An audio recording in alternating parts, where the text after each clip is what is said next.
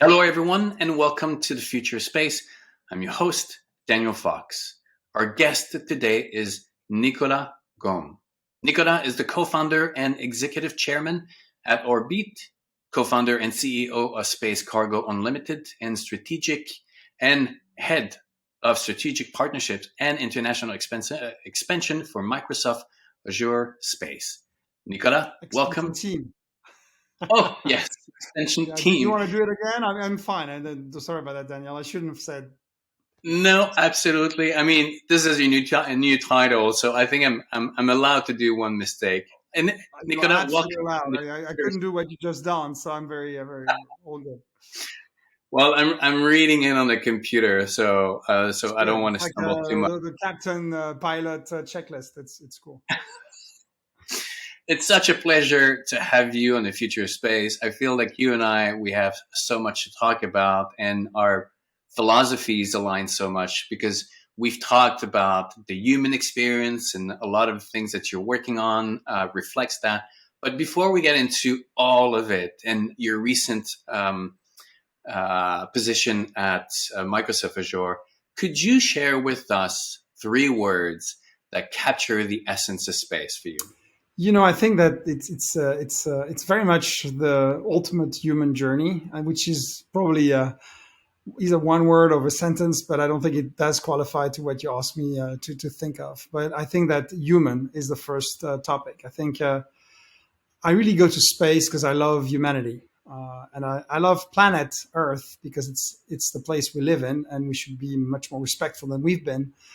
In many ways, what I love about space is both the human realization of how fragile and how beautiful it is, as much as I believe an opportunity, which will be my second word, to find solutions for the future. I mean, I'm quite excited about what microgravity has to offer for amazingly important, pharmaceutical solution for our future, agricultural solution for our future, and I'd be happy to share more about what we do at Space Cargo Unlimited. So opportunity, and we look further down, you can find obviously resources, rare materials we can't and we won't be able to find on Earth anymore that we can find outside in space. So that's the second thing. The third one I think is more of a dream. I mean, we've been through a lot as a human species. It's sometimes a bit dreadful to see how little we learn from our years of history and of challenges and difficult times. And I think that dreaming of a better future, leveraging the environment that space has to offer to project humanity in a better dynamic is something I am quite excited about. But at the end of the day, just human is really the main word. I really think space is to have a better future.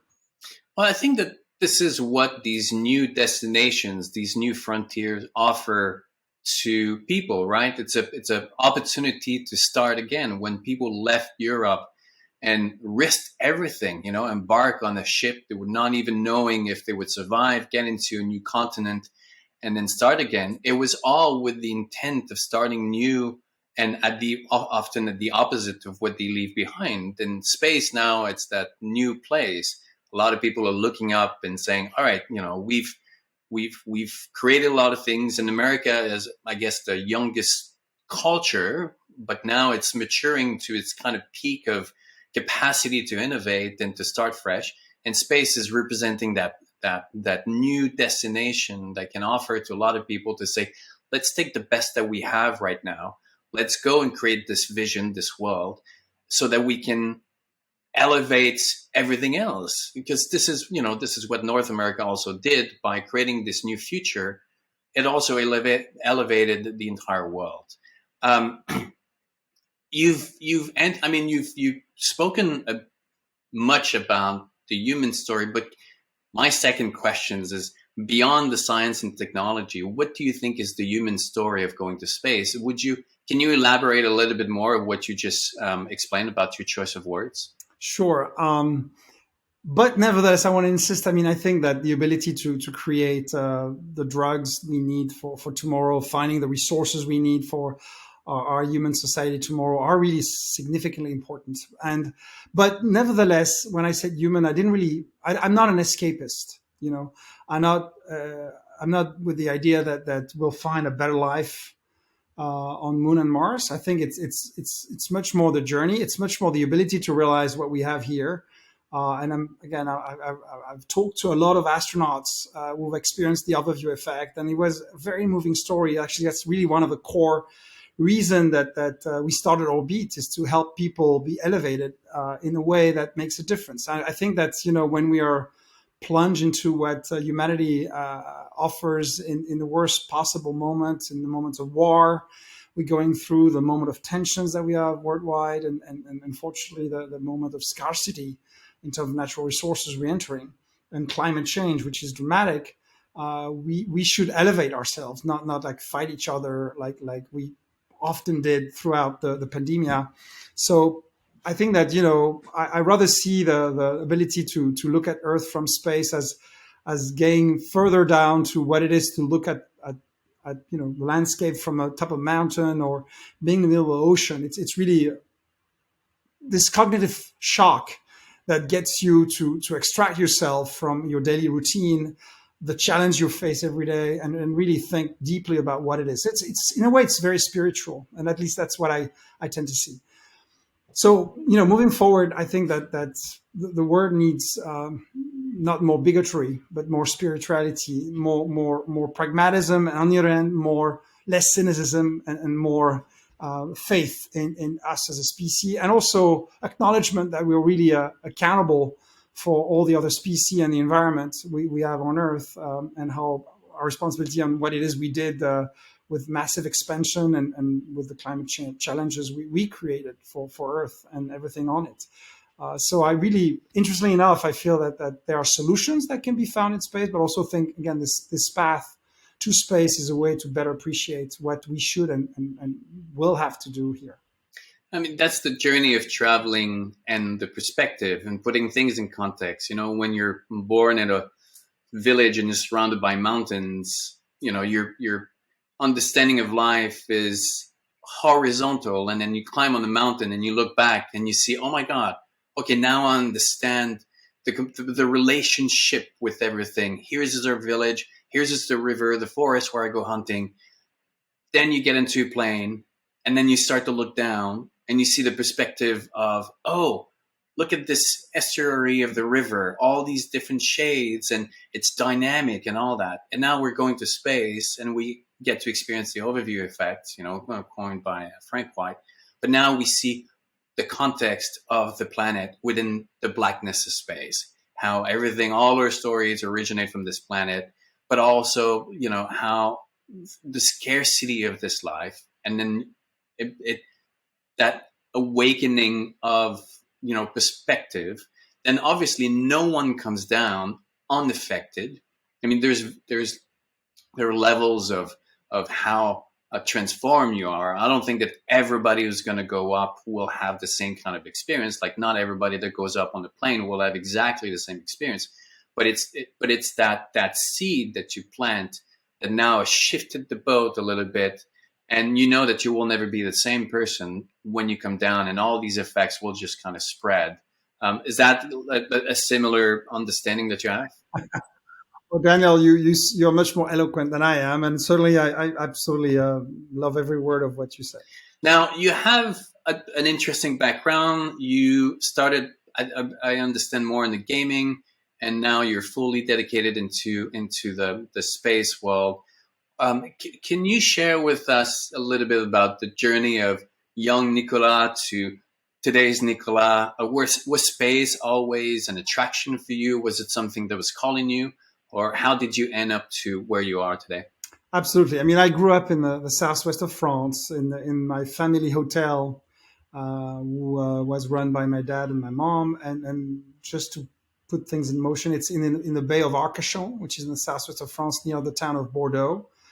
And there's a sand dune, which pretty much is well, it's the biggest sand dune you have in Europe, and it's really quite a stunning environment here, and there's no light pollution. So from the very early age, my parents were working hard, as you do when you're in hotel hospitality, and I would step out, walk on the sand dune, and watch the stars. And in all fairness, that's such a powerful strong call for anybody, I'm sure, and a lot of your listeners, I guess, will reflect on that. So start to learn how was the name of the stars, and then because I was from the early days a geek and a tech lover and a science lover, started to absorb everything about space, about also the human journey into space, and so that really something that grew. Now I really started coding, and when I was when I was 8, 9, I was fortunate to have one of my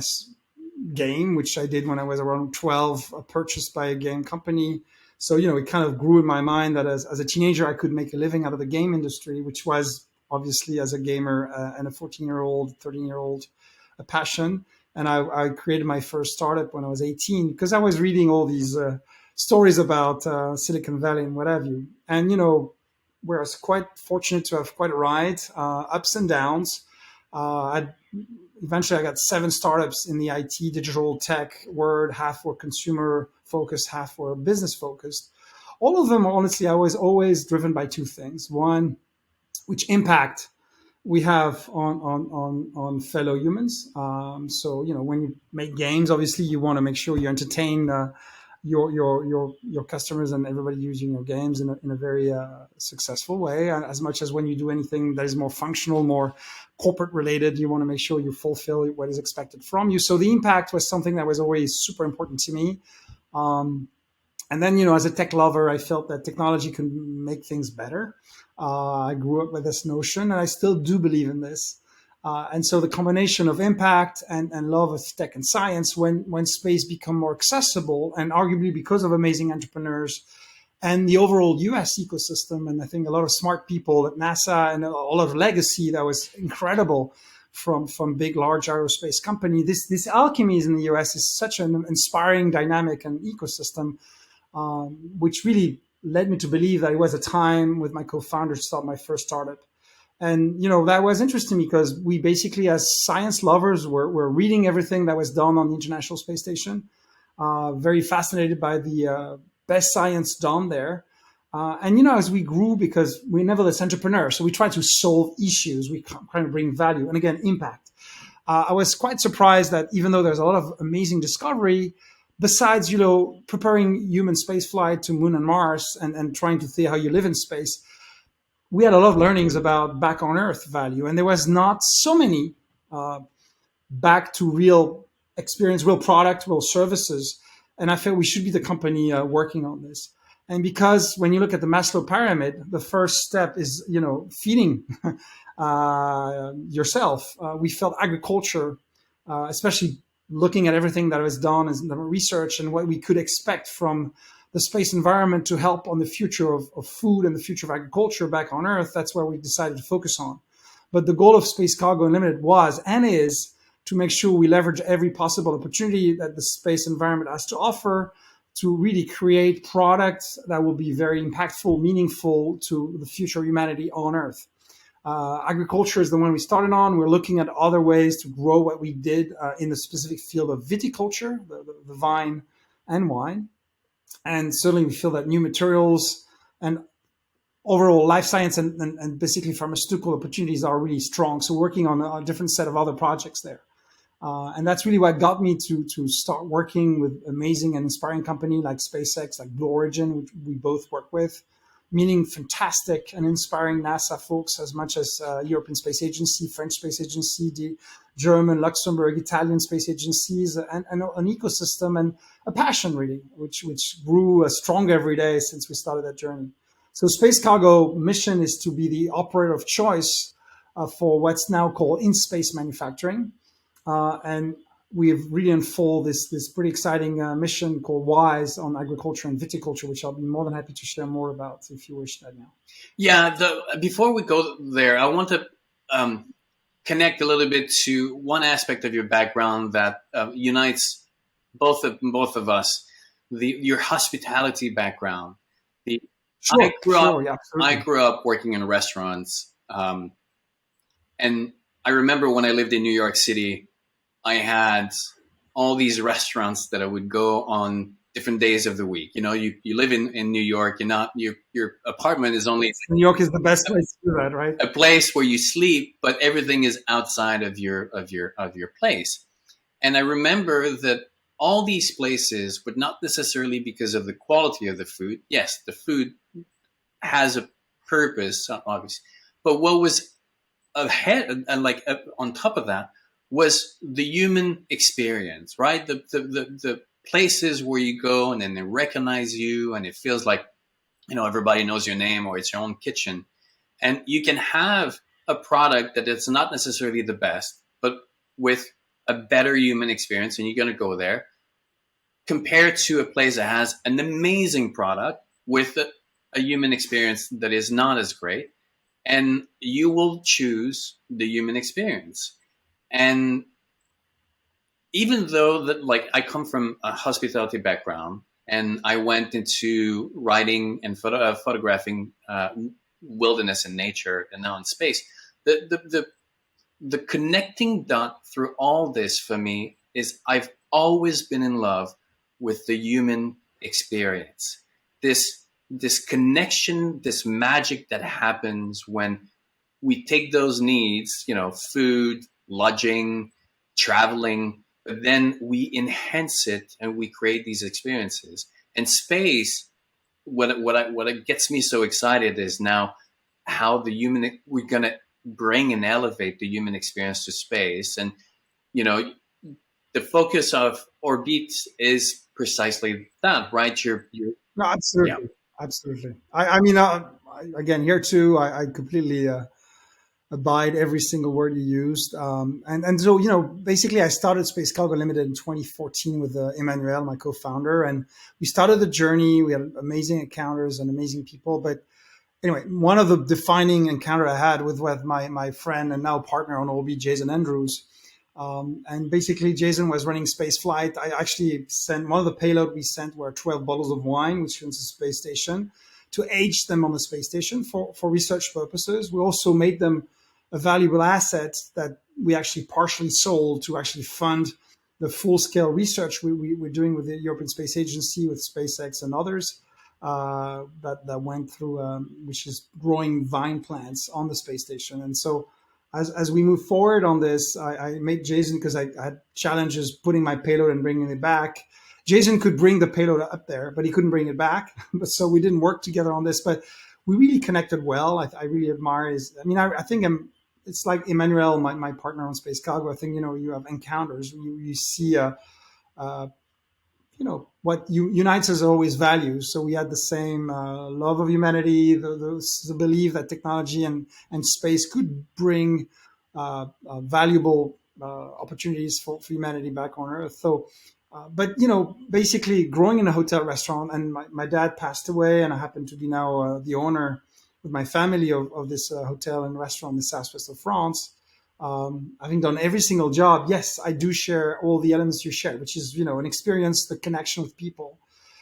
And so I was visiting, we had 3 launches for mission-wise from Space Cargo on the Future of One and Vine. And so I went to Wallop Island for a Cygnus launch, where we launched our bottles to the space station. I went to we had launched with Blue Origin, so I was in West Texas, in the middle of nowhere. I went obviously to Cape Canaveral for our SpaceX launch, and every single time I was shocked. I say, well, this is honestly super functional. There's a military base, there's style set up, which is nothing bad per se, of course, but it's pretty rigorous, and so I was kind of shocked by the contrast between everything along with that. So you have entry level hotels, you have like, I don't know, sex shops. I mean, like live nudes around. You have drugs, and I didn't reconcile that with the aspiration that we all had to put the best of humanity on Earth in space. And so I wasn't reconciling this. Also, the amount of the budget required for anybody to fly to space, it's super expensive. I'm not worried about the fact it will go down. Starship, for instance, SpaceX is an amazing next step for bringing this cost down. And flying started in the 20s with very wealthy people flying. Now it's much more accessible. So anyway, I felt nevertheless you had to reconcile with someone spending $55 million to go into an orbital flight and preparing and being best fitted both from a technical standpoint, but also mental and spiritual standpoint. And I don't think you could do necessarily this in a very average hotel surrounded by live nudes and drugs. I think we needed a better place to do that. We needed to make sure we had indeed the quality of connection. And if I dig further, I realized that most of these amazing company being these vehicles are very vehicle centric, but not people centric. Actually,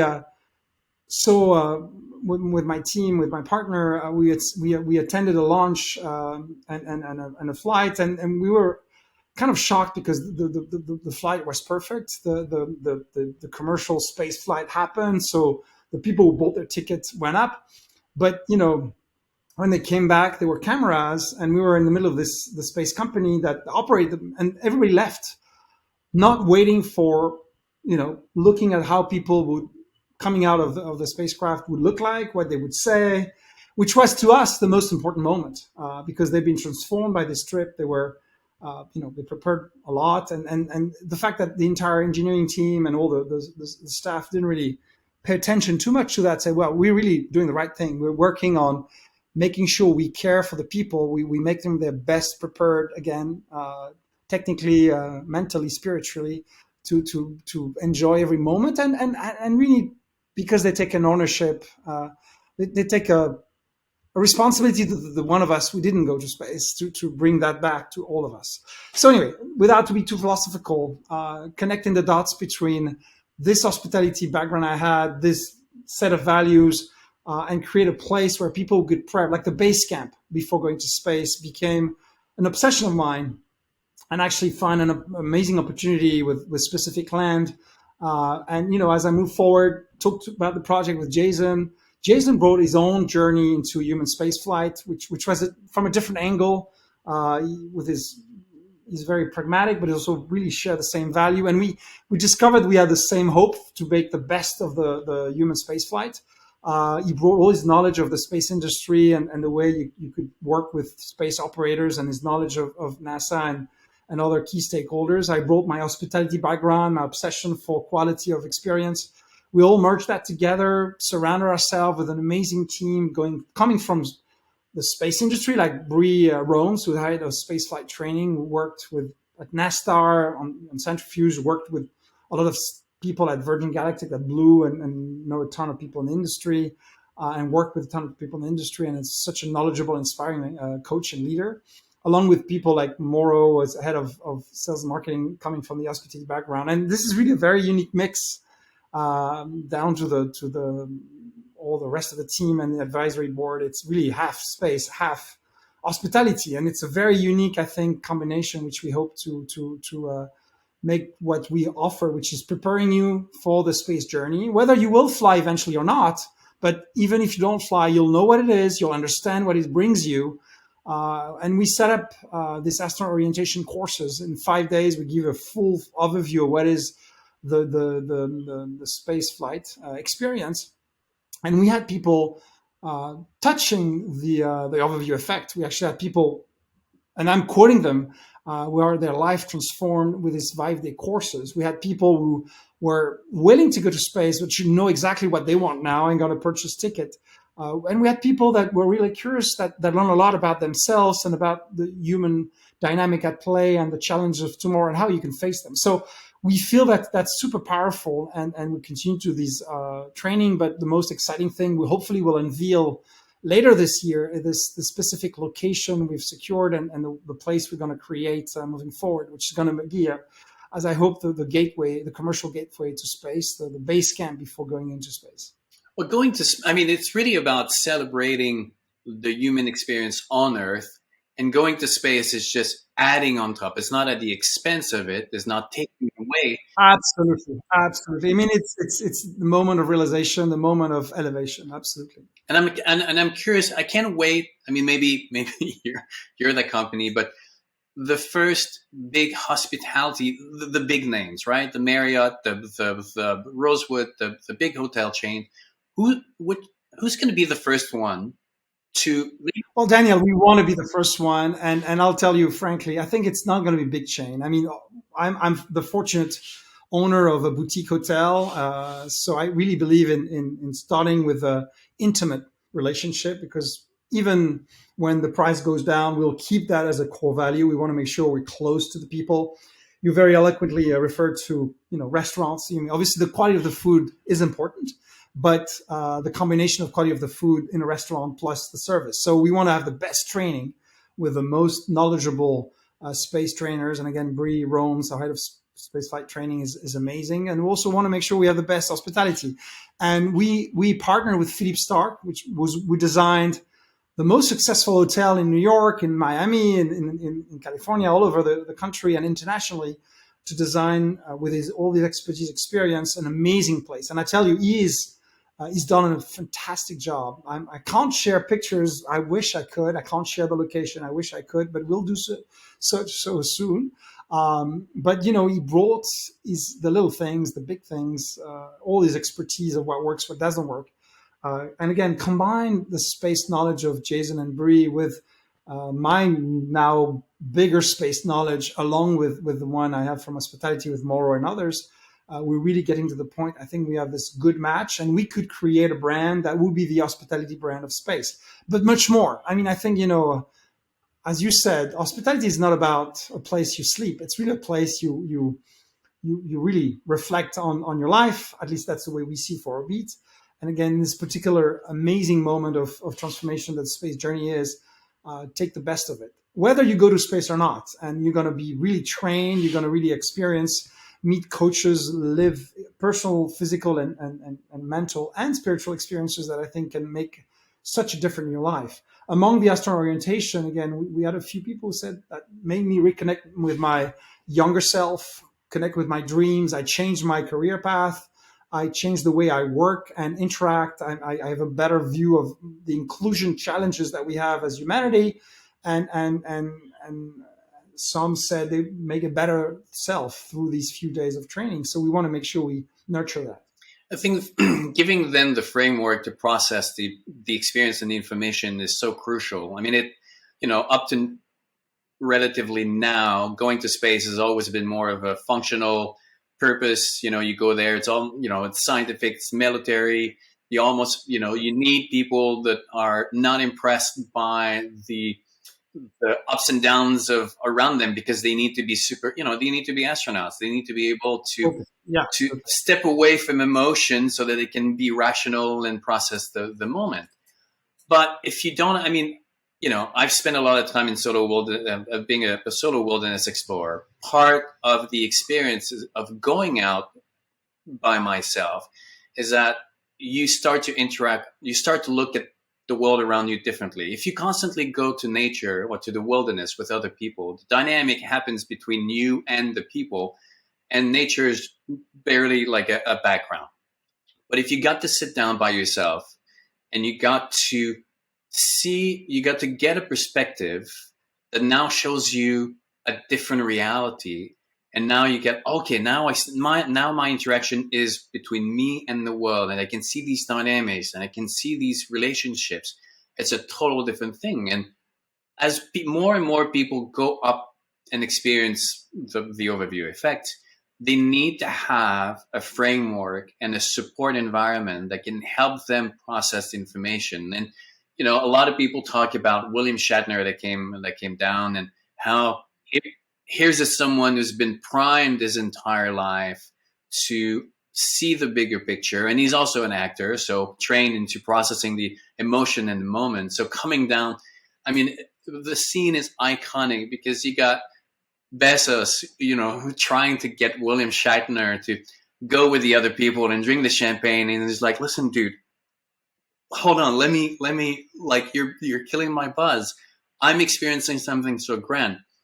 Another moment of these Blue Origin is when Jeff K went up, and he's more of an engineer mindset, right? He's the one who's been working from the beginning. He's the engineer personality, and he goes up and he comes down, and he's having so much trouble processing what happened. Like, this emotion, the physicality of the experience is so out of his comfort zone that you can see that he's like, he doesn't understand, he doesn't know what to do with that. And I've been talking to a lot of people that went up on Blue Origin, and weeks after, they're still trying to process, so to give it a framework, because no one around. I love you. I mean, first of all, here too, I really love everything you said, and this is exactly why Orbit exists. This is exactly why Orbit is made, is to make sure when you experience this very intense moment, particularly on the suborbital flight that Blue and Virgin offer, it's really so critical. But I would be. We actually talked also to Inspiration for astronauts. I mean, we have a lot of astronauts working with us and supporting us. We also talk to a lot of astronauts. But even when you go to orbital, the same things apply, Danielle. And certainly that's exactly what's behind us. We want to make sure we really have this right combination. And I should maybe a little more details on what it is we offer.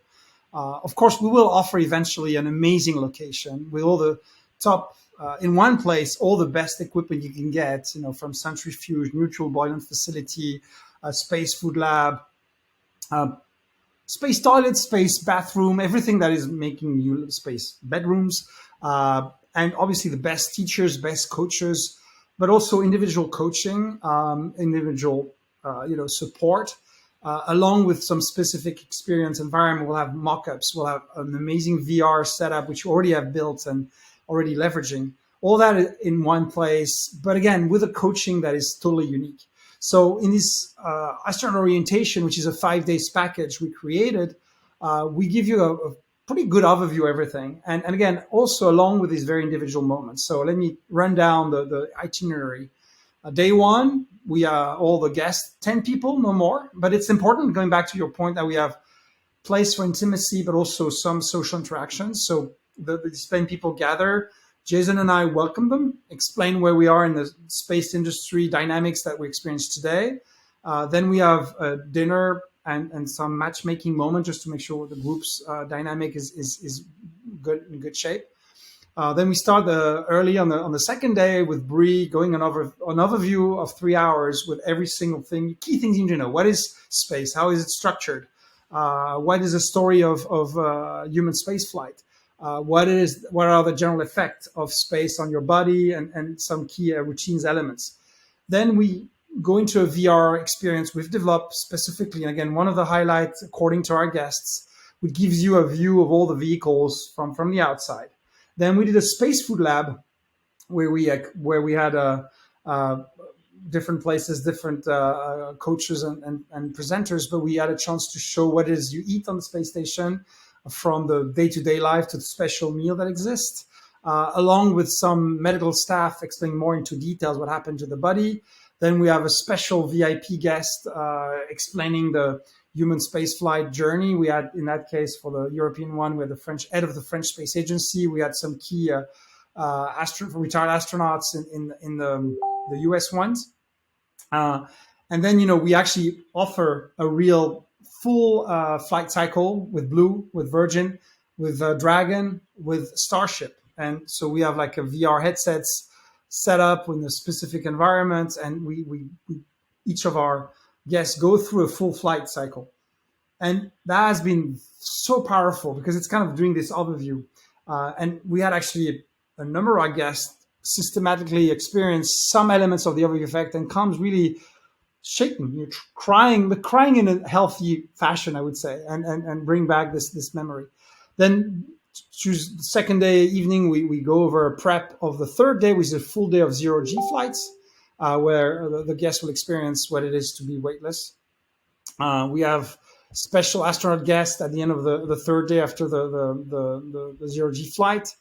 And the fourth day, we have half groups. 5 people do a half day of high G training. We booked some planes to expose to a 6G, 7G, what is really the high G experience. While the other half is meeting astronauts and coaches that are really preparing astronauts to be comfortable with the uncomfortable, to realize what they are, what they can do in the face of adversity, which is super pragmatic and super insightful and in many ways inspiring. And then all throughout these days, we have coaching sessions, and we have a number of coaching sessions that go individually and with groups. That leads to the end of the fourth day, celebration and really making sure we get to the ceremony of these astronaut orientation now alumni, with a 5 day to chill out and really go back to our normal lives. All these community that we're growing is our people that really, again, some will fly, some will not, but all of them look up at the sky differently now, look at themselves differently, and really understood really what is at stake with the space journey as of today, as much as what they can do as humans moving forward. So that's what it is we do, and that's what we want to do more and more. And when we are opening our facility, um, late 24, early 25, we will hopefully will have an amazing place designed by Philippe Stark to make that difference. I mean, you're really creating these meaningful rituals with space. I think one of the religion background created a lot of rituals about things that were supposed to mean something. Obviously, you're getting food, you're giving grace.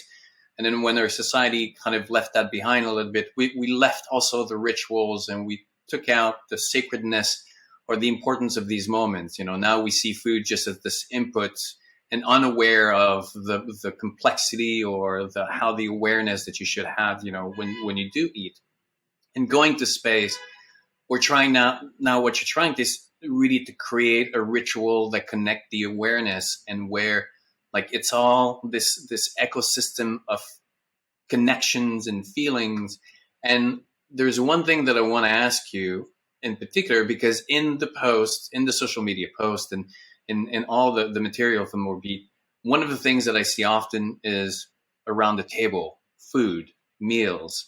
And I personally, from campfires to where we are today, food has always been the core of that human experience. And one of the reasons why I think that our relationship with food is different here in North America compared to the rest of the world is because we haven't in North America suffered too much compared to the rest of the world, right? And so we're like immature. We see the food as just like this input of calories. But in the rest of the world, in Europe, every immigrant culture that comes into the country, food is so crucial. It's at the core of their culture. Why? Because when you go through suffering, when you have a history of losing things that you took for granted, when you go through the ups and downs and everything, what are you left with? You're left with bread and the people around you. And if you can sit down and you can share the bread with people around you, then you have hope. And when you do come out of these hardships, then you create these rituals that are important to remind yourself that as long as we can gather around the table and we can share bread, then we can get out of this. And I think that you're making sure that food and the meals are an important part of that experience. Is that correct? That is absolutely correct. I mean, I'm the son of a chef. I grew up in a restaurant. I own a restaurant, so obviously this is core to me. Uh, Living in the U.S. made me realize that I would respectfully disagree with you. I think there's the same ability to connect around food in the U.S. Maybe indeed there's different variety of food. Some are better than others. But I think when the pioneers were going to Oregon, they would gather around the campfire and share the game they had captured, and I think that was equally powerful. Now there's different culture, but food is everywhere, and I think that ability to connect people and again what you eloquently described is super strong. So yes, I think that we want to make sure that to a degree the connection between people, the food, the environment itself, the entire setup. We want to make sure that the place needs to be beautiful, uplifting, simple, close to earth. In other words, we didn't want to do, and that's actually the briefing we gave to Philippe Stark. We don't do the first space habitat on Earth. We do the last Earth habitat on Earth before you go to space. And so it's a very grounded to key sustainable values. We're really working super hard to be very sustainable in the sense that the hope is that we could dismantle the building and leave the land as it was. We want to make sure we have we're giving zero carbon footprint and generate positive contribution to our environment. And everything is really to the tiny details, working around the choice of materials, the way we gonna cool down the building and the various places. All that is going to be connected to this mission that we believe Earth is fragile, and we want to make sure we use space as a place to really realize that and better connect with fellow humans. So food is definitely part of that connection moment.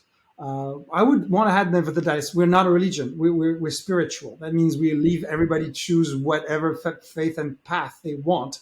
What we think, nevertheless, is that to us, spiritual is in a way, again, connecting with other humans, connecting with what is the sense, the purpose, the meaning of all this, and what is our duty to other humans and to Earth and to other species that are the fortune or misfortune to be on Earth with us.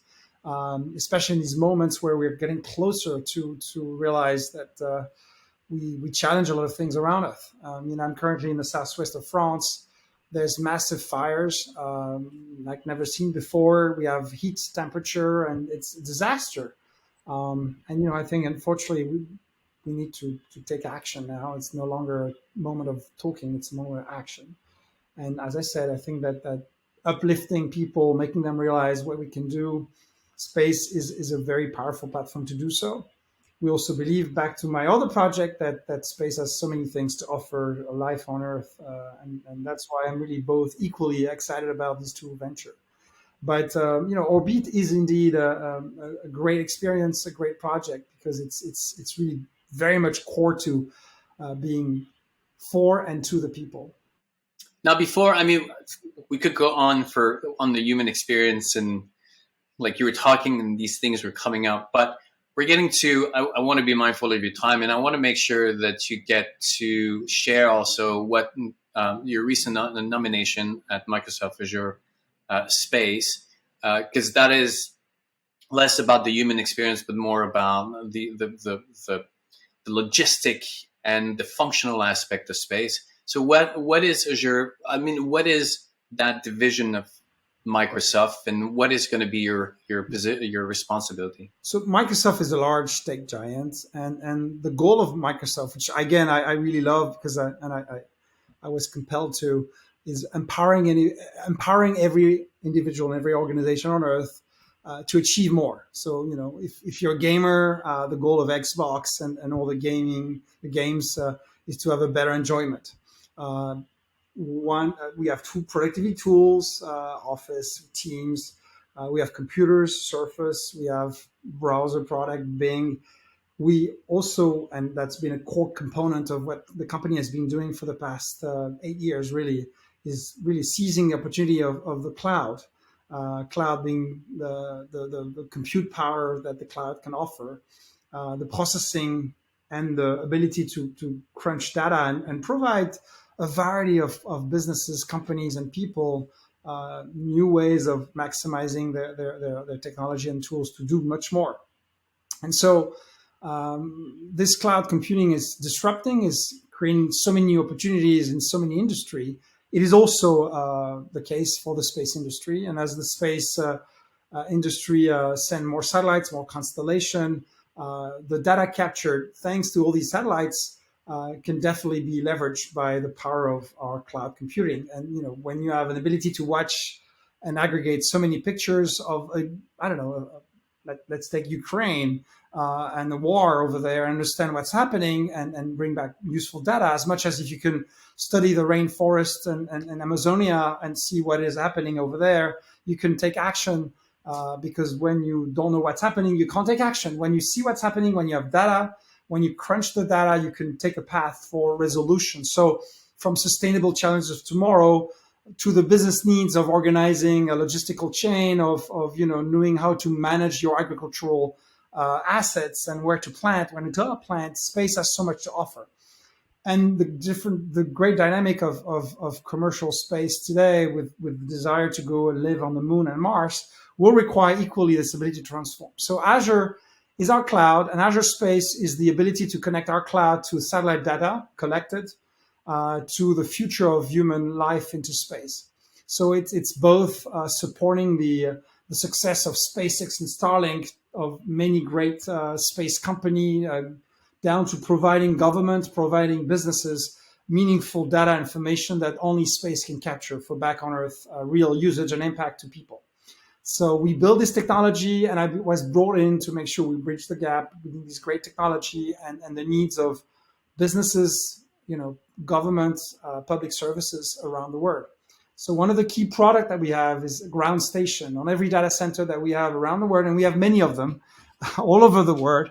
We're building antennas that can capture any signal coming from any satellite, any constellation, process real time in our data centers, and provide meaningful output to people leveraging this data for action. So again, commercial, business, government, public services of many kinds.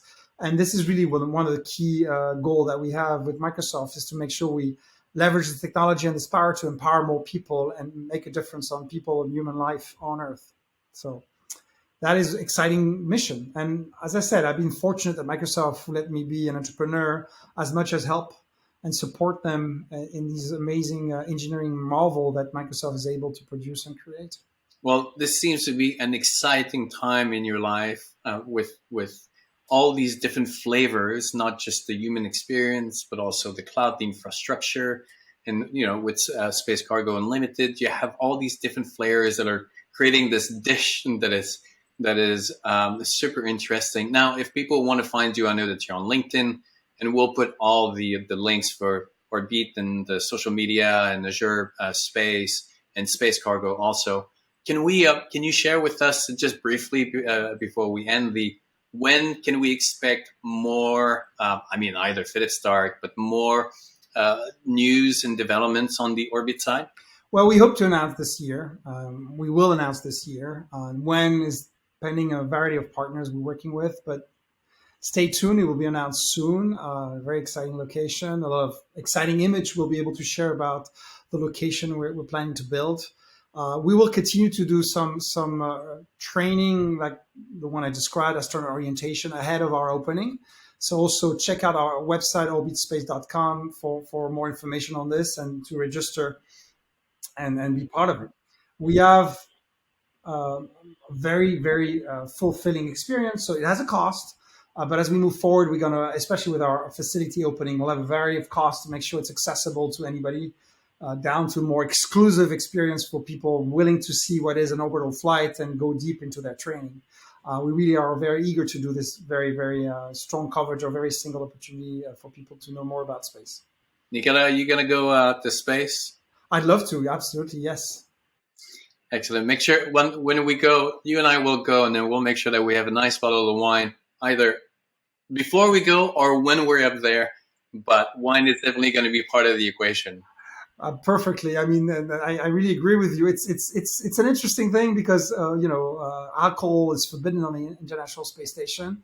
There's still quite a few challenges in bringing alcohol to space. But I think that if there's anybody interested in the topic, you should read a great book by my friend Chris Carberry on alcohol in space, which is a really good book to read to understand.